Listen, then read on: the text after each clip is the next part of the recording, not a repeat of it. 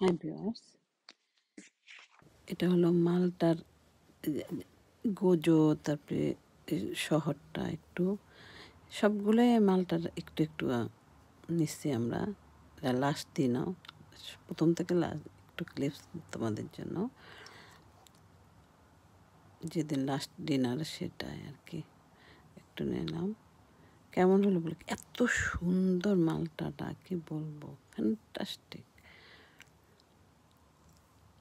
আর তারপরে আরেকটা শহরও যে গোজো, একটা জিনিস আমার এত ভালো লেগেছে এইতে মালটার প্রতিটা জায়গায় অলিভ গাছ। দেখো অলিভ ধরে, আমরা এটা অলিভ গার্ডেনে গেছিলাম। এটা হচ্ছে অলিভ গার্ডেনটা। এইটা আরেকটা সিটির নাম যে কি, এটা গোজো না, আরেকটা সিটি সেইটায়।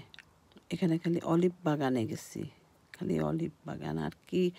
অন্যান্য গাছ আছে কিন্তু মেইন অলিভ গাছটাই, বাগানটায় গেলাম। মানে অ্যারাবিক দেশে যেরকম থাকে না, অনেকটা সেই টাইপের। আর দেখলাম ড্রাগন ফ্রুটস ভরা। তবে আমার অলিভটাই, ব্ল্যাক অলিভ, রেড অলিভ, গ্রিনটা তো আছেই। তার জন্য আমি ভাবলাম যে এগুলি তো আসলে কি, যখন ঘুরতে যায় না, তারপরে তো বকা খেতেই হয়। যারা সাথে থাকে ফ্যামিলি, তারা তো আসলে অতটা পছন্দ করে না যে এখানে সময় দেই। তো তার মাধ্যমে আমি যেটুকু নিতে পারছি তোমাদের জন্য। কেমন হলো বলো। আমি এত ফাইন অলিভ গাছ এই জীবনে প্রথম দেখলাম। সত্যি, আমি হোয়াইট অলিভ দেখছি অনেক জায়গায়, কিন্তু ব্ল্যাক, রেড, ছোট ছোট গাছে প্রচুর ধরে আছে। ওরা এগুলো চাষ করে আর কি, থাকে প্রত্যেকের একটা মানে ঐতিহ্য মতো। আরও কিছু বাড়ি দেখলাম সামনে, বাড়ির সামনে ছোট ছোট গাছে চারা।